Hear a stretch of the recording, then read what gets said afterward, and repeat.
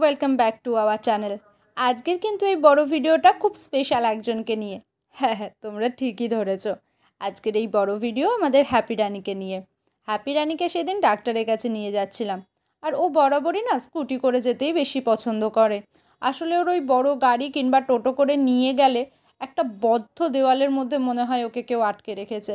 তাই ও বরাবরই স্কুটি করে যেতেই বেশি পছন্দ করে। ঠিক সামনে হাত দুটোকে ঝুলিয়ে দেবে আর সিটের সামনে কোমরটাকে একটুখানি ঠেকিয়ে দিব্যুবাবু বসে বসে চতুর্দিক দেখতে দেখতে চলে যায়। আর বড় রাস্তায় উঠলে যেন এদিক ওদিক তাকানোটা একটু বেশি বেড়ে যায় ওর। বড় বড় গাড়ি, বড় বড় মানুষজন ও বিরাট কিছু একটা মনে করে, কারণ ও তো বাড়ি থেকে খুব একটা বেরোয় না ওই কারণে। আর এই যে রাস্তাটা, এই রাস্তাটার সাথে কিন্তু বিক্রমের অনেক মেমোরি রয়েছে। এটা ওর স্কুলের রাস্তা, যে স্কুলেও 5 to 12 পড়াশোনা করেছে। আর আমরা মোটামুটিভাবে যখন কাচারি ময়দানের সামনে চলে আসি কিন্তু হ্যাপি বুঝে যায় যে ওকে নিয়ে আমরা ডাক্তারের কাছে যাচ্ছি।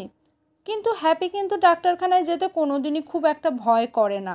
ও কিন্তু বেশ ভালোই বাসে ডাক্তারকে, আর তার জন্য ডাক্তার প্রতিবার গেলে কিছু না কিছু ট্রিট দেয়। আর হ্যাঁ, এটা তো সত্যি কথা যে রটওয়েলার হিসাবে আমাদের হ্যাপি কিন্তু খুব ঠান্ডা। ফাইনালি আমরা পশু হাসপাতালে চলে এসেছি। আর আমি কিন্তু যতবার এসেছি আমার কিন্তু খুব ভালো লেগেছে। এসেই ও ডাক্তারকে একটু উকি মেরে দেখে নিল যে ডাক্তার আছে কিনা। আর একটা গ্রেট ডান ডগ ছিল ওখানে। ওকে তো দেখে আমারই জানি কেমন একটা ভয় ভয় করছিল, কিন্তু হ্যাপি কিন্তু একটু ভয় পায়নি, বরং উল্টে জোর গরম দিয়েছে ওকে।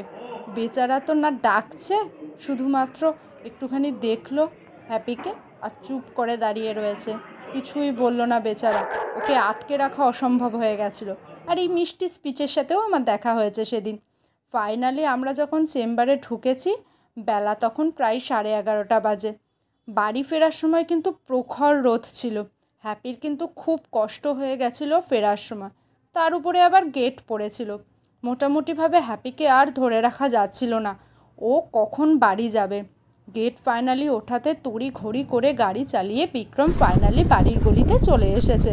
আর বাড়ির গলি দেখে হ্যাপির যেন মন আনন্দে উৎফুল্ল হয়ে উঠেছে। আর ওকে ধরে রাখে কে।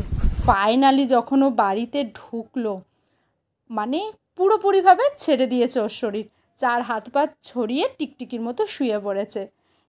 আজকের জন্য এইটুকুই। তো তোমাদের হ্যাপির ভিডিও কেমন লাগলো অবশ্যই কমেন্টে জানিও।